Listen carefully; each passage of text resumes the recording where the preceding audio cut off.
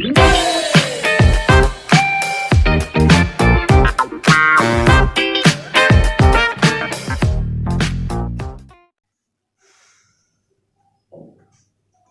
guys, once again welcome to our YouTube channel Emoskyr and Sina Tutorial. Guys, today I am again present with my next video, that is magnetic effect of electric current part 5, and in this part 5 we will study about the magnetic force acting by the external magnetic field. And इस part में जो हम लोग पढ़ने वाले हैं students, वो करना है हमें मैग्नेटिक इफेक्ट में एक्सटर्नल मैग्नेटिज्म के कारण जो फोर्स लगता है उसके बारे में। ओके गाइज, तो वीडियो स्टार्ट करने के पहले मैं बता दूं आपको कि अगर आपने हमारा पहले का part 1, part 2 and part 3 video नहीं देखा हो तो उसका लिंक जो है मैं डिस्क्रिप्शन बॉक्स में दे दूंगा, तो आप वहां से देख सकते हैं, या फिर गाइज हमारे चैनल के प्लेलिस्ट में भी जाकर के आप इसको देख सकते हैं। तो चलिए स्टार्ट करते हैं। So guys, my heading is magnetic force due to external magnet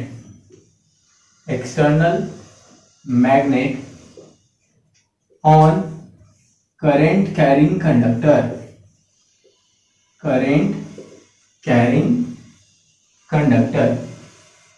okay guys, ये हमारा हेडिंग है और इस हेडिंग के अंतर्गत हम लोग को ये समझना है, ये जानना है कि कोई करंट कैरिंग कंडक्टर जो है अगर हम लेते हैं एंड उसके साथ साथ कोई एक्सटर्नल मैग्नेटिक फील्ड प्रोड्यूस करने वाला मैग्नेट लेते हैं, तो उस पे जो फोर्स एग्जर्ट होगा वो क्यों होगा, कैसा होगा, इसको देखने के लिए टॉपिक है। ओके, तो देखिए, चलिए मैं आपको कुछ अज्यूम कराता हूं, पहले मैं पिक्चर से समझाता हूं तब इसके कंटेंट पे मैं आऊंगा। पहले आपको मैं एक पिक्चर देकर के एक्सप्लेन करता हूं। ओके गाइस, सो सपोज करिए आप लोग की एक जो है यहाँ पे आयरन बार है या आयरन का ये रॉड है, ठीक है, या कॉपर का रॉड है, आप ये समझ सकते हो, ठीक है। तो ये कॉपर का रॉड है जिसको हैंग कर दिया गया है, मैंने यहाँ पे इसको क्या किया, हैंग कर दिया किसी धागे से बांध करके, और एक स्टैंड के थ्रू इसको हैंग कर दिया गया है। एक स्टैंड है लगा हुआ, जिस स्टैंड के थ्रू इसको हैंग करा दिया गया है, एंड इस स्टैंड में ये क्लैंप है इसका। ओके, क्लैंप के साथ ये नट बोल्ट जो भी है कसा हुआ है गाइस। एंड अब ये स्टैंड के साथ ही यहाँ पे एक और कॉम्बिनेशन है।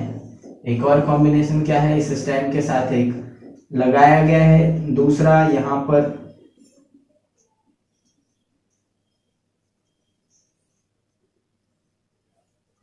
स्टैंड के साथ लगाया गया है यहाँ पे दूसरा एक एक्सटर्नल मैग्नेट। तो एक एक्सटर्नल मैग्नेट को आप देखो यहाँ पे मैं लगा देता हूँ गाइस क्लैंप के थ्रू। अगेन एक और क्लैंप मैंने लिया है एंड इसके थ्रू यहाँ पर क्या किया गया, एक्सटर्नल मैग्नेट एक लगा दिया गया। तो यहाँ पे एक एक्सटर्नल मैग्नेट लगा हुआ मैं आपको शो कर रहा हूँ। ओके, ये भी एक क्लैंप के थ्रू ही लगा हुआ है लाइक दिस। अब देखो यहाँ पे एक मैग्नेट मैं आपको बना के दिखा रहा हूं कि जो यहाँ पे लगाया गया है, यू शेप का एक मैग्नेट होगा जो यहाँ लगाया गया है।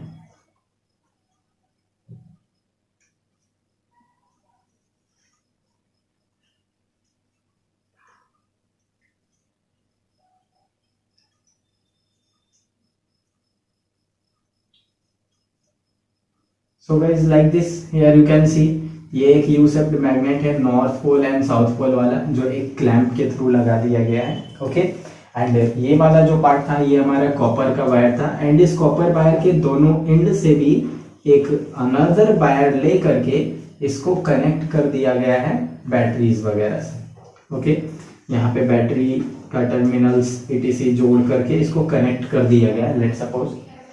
तो इस सिचुएशन में यहाँ पे क्या होगा आप मुझे बताओ।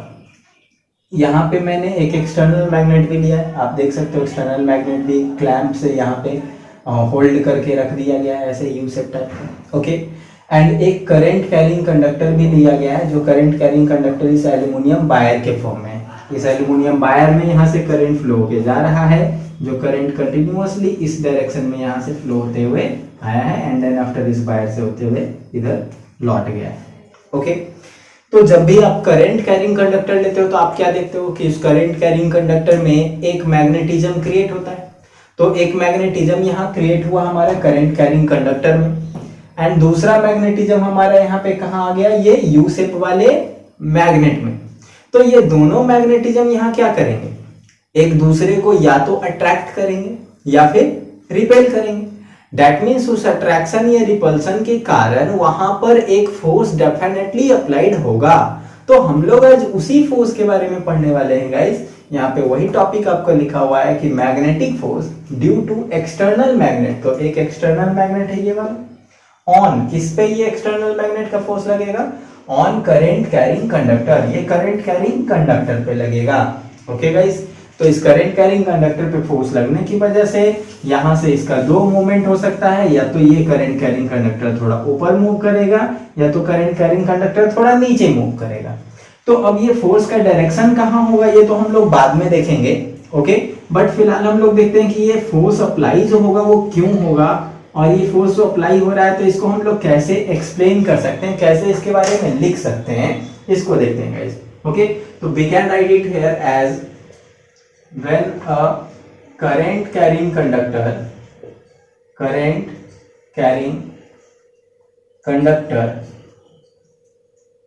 is taken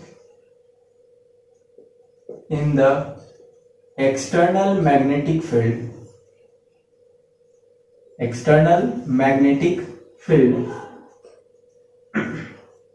produced by any U-shaped magnet,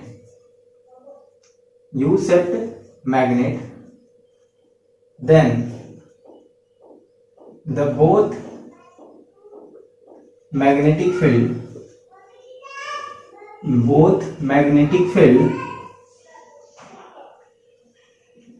either will attract each other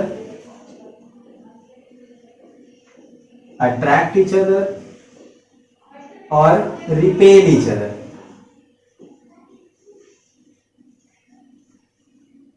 So it can be simply called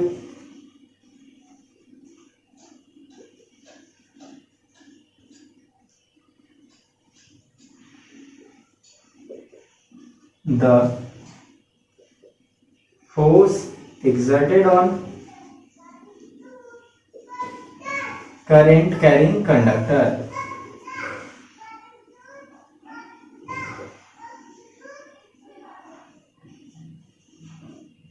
due to external magnet.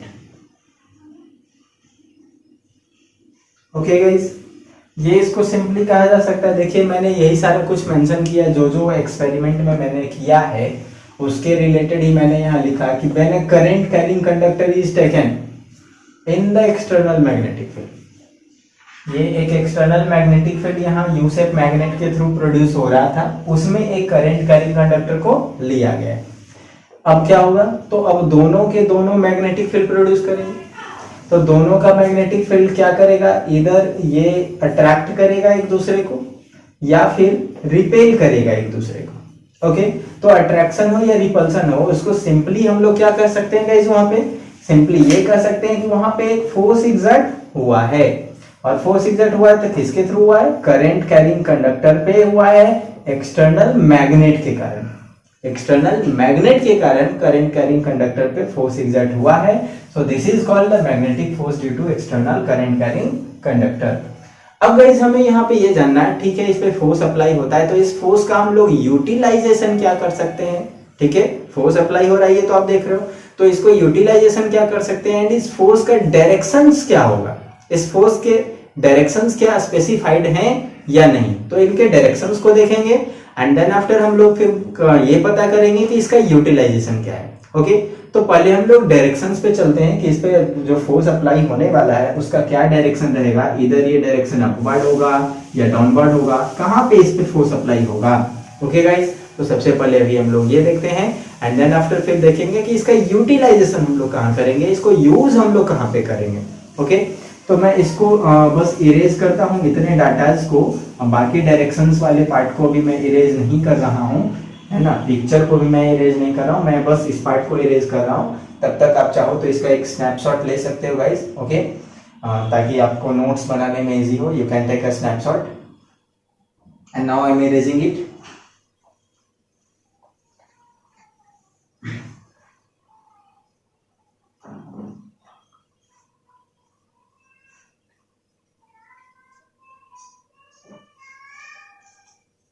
So now we are taking the heading the direction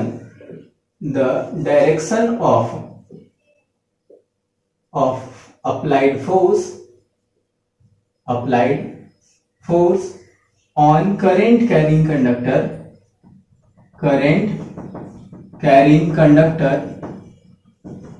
due to magnetic field. Okay guys, so guys अब हम लोग इसका directions देखने वाले हैं। As you can see I have taken the topic the direction of applied force on current carrying conductor.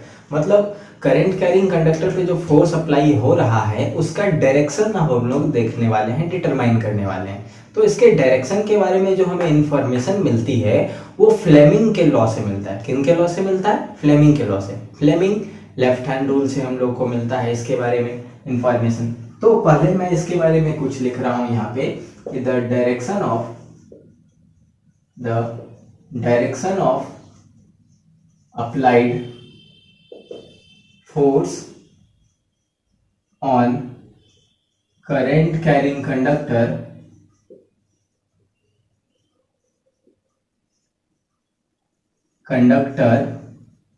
Is identified by, ये identify होगा किसके थ्रू? तो ये आइडेंटिफाई होगा फ्लेमिंग लॉ के थ्रू, ठीक है। इज आइडेंटिफाइड बाई या डिस्क्राइब्ड बाई भी आप कह सकते हैं गाइस, यहाँ पे आइडेंटिफाइड और described by the Fleming left hand rule. Fleming के लेफ्ट हैंड रूल से हमें इसके बारे में इंफॉर्मेशन मिलता है, ओके। तो गाइज अब यहाँ पे ये टॉपिक आता है कि ठीक है sir, Fleming left hand rule से मिलता है, तो फ्लेमिंग लेफ्ट हैंड रूल है क्या? ओके, तो देखिए फ्लेमिंग लेफ्ट हैंड रूल क्या है, इसको हम लोग डिस्क्राइब करते हैं, okay. Fleming left hand rule, okay. तो this rule explain us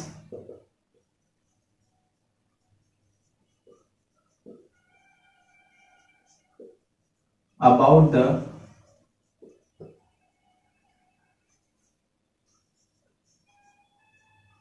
different direction of the magnetic force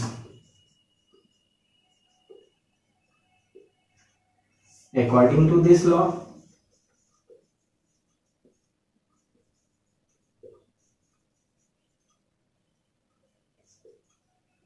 अब इस लॉ के अकॉर्डिंग क्या होता है ये देखिएगा। इसके अकॉर्डिंग होता है if we arrange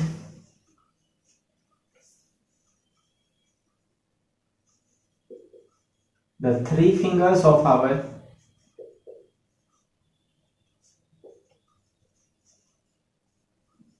left hand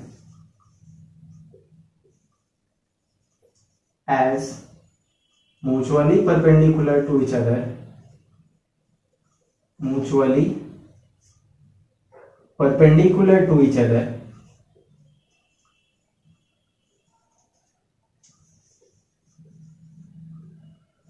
such as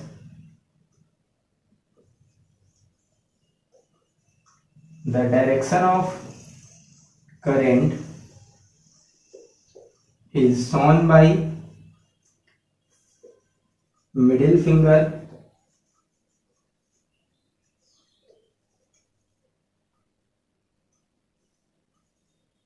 and direction of external magnetic field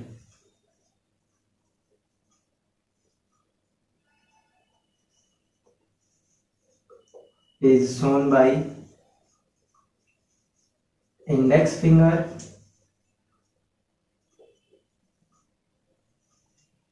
then thumb will pose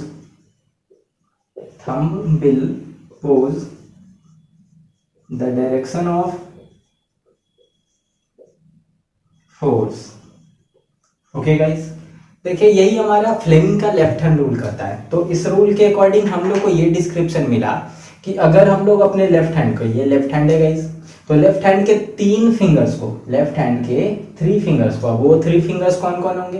3 fingers होंगे, एक थंब, एक इंडेक्स फिंगर या 4 finger and next middle finger. ये 3 फिंगर्स का ही बस काम है गाइस। ओके, ये 3 फिंगर्स, तो इन 3 फिंगर्स को आप म्यूचुअली परपेंडिकुलर अरेंज करते हो। जैसे देखो यहाँ पे ये म्यूचुअली परपेंडिकुलर अरेंज किया हुआ, यू कैन सी ये तीनों फिंगर एक दूसरे के परपेंडिकुलर हैं। इसके परपेंडिकुलर ये वाला, इसके परपेंडिकुलर ये वाला एंड इसके परपेंडिकुलर ये वाला गाइस। ओके, तो ये म्यूचुअली परपेंडिकुलर है ना।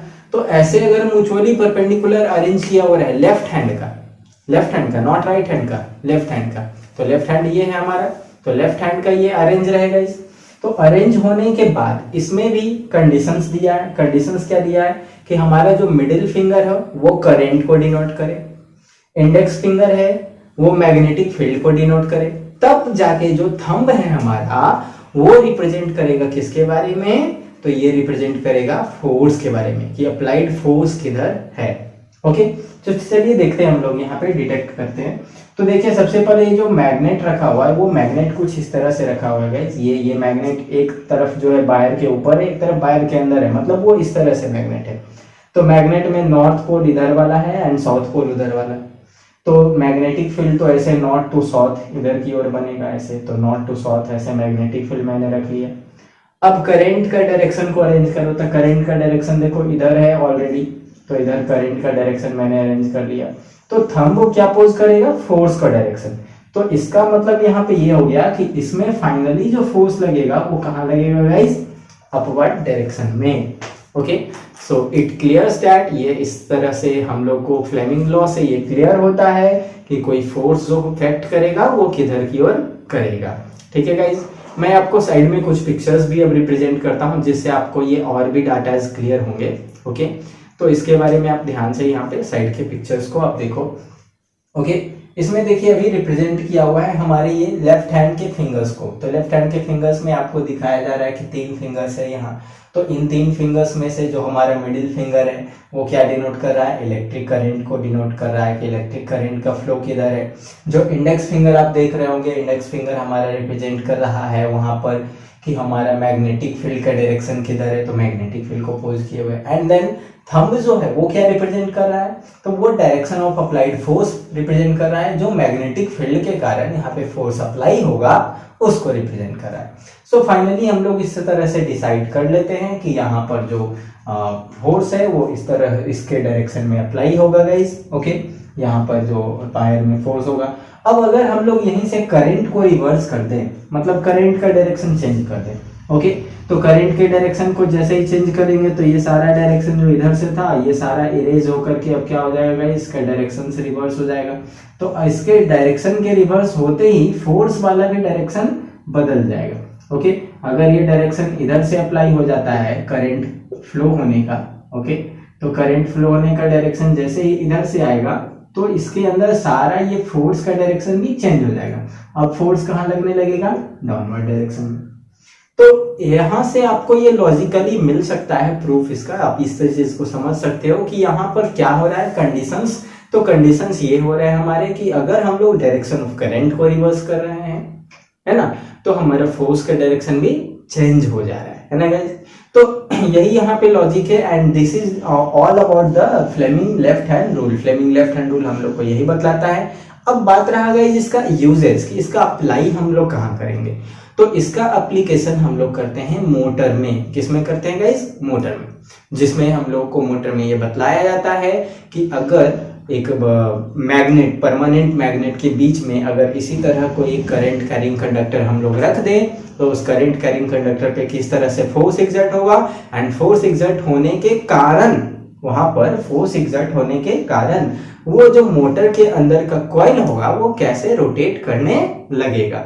इन सारे चीजों का एक्सप्लेनेशन जो है हमारा यही लॉ करता है, फ्लेमिंग लेफ्ट हैंड रूल। है ना, ये फ्लेमिंग के थ्रू दिया गया है। अब हम बोर्ड पे कुछ फ्लेमिंग के बारे में भी रिप्रेजेंट करते हैं। देखिए कि बोर्ड पे फ्लेमिंग के बारे में मैंने कुछ लिखा है कि इन्होंने अपने लाइफ में क्या क्या अचीवमेंट्स लिए, इन्होंने क्या क्या लॉज दिए, ओके, और इनका डेट ऑफ बर्थ कब था।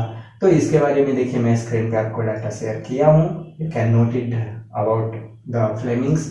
ओके गाइज, सो आप इन सारे डाटा से ऑब्टेन कर सकते हो, मतलब समझ सकते हो कि फ्लेमिंग ने काफी इंपॉर्टेंट लॉ दिया, क्योंकि इसी इंपॉर्टेंट लॉ के कारण आज हम लोग जितने भी मोटर टाइप वाले डिवाइसेस हैं उनको ऑब्जर्व कर पा रहे हैं, उनको यूज कर पा रहे हैं, यूटिलाइज कर पा रहे हैं। अदरवाइज अगर फ्लेमिंग का ये लॉ नहीं होता तो हम लोग कोई मोटर यूज नहीं कर पाते। मोटर नहीं यूज करते तो आज के जमाने में जो फैन है या फिर बाकी जो चीजें हैं वो सारा आपका नहीं हो पाता utilize. Okay guys, so it is most important rule for the magnetic effect of electric current. Magnetic effect of electric current में काफी इंपॉर्टेंट रूल है ये, एंड इसके बारे में ये टॉपिक भी है हमारा कि ये फोर्स अफेक्ट कहाँ पे करेगा, डाउनवर्ड डायरेक्शन में या अपर डायरेक्शन में। ओके गाइज, तो लेटर फिर हम लोग इसके बारे में और एक्सप्लेन करेंगे अपने next part of the video में। सो आज का वीडियो इतना ही हम लोग एंड करते हैं गाइज।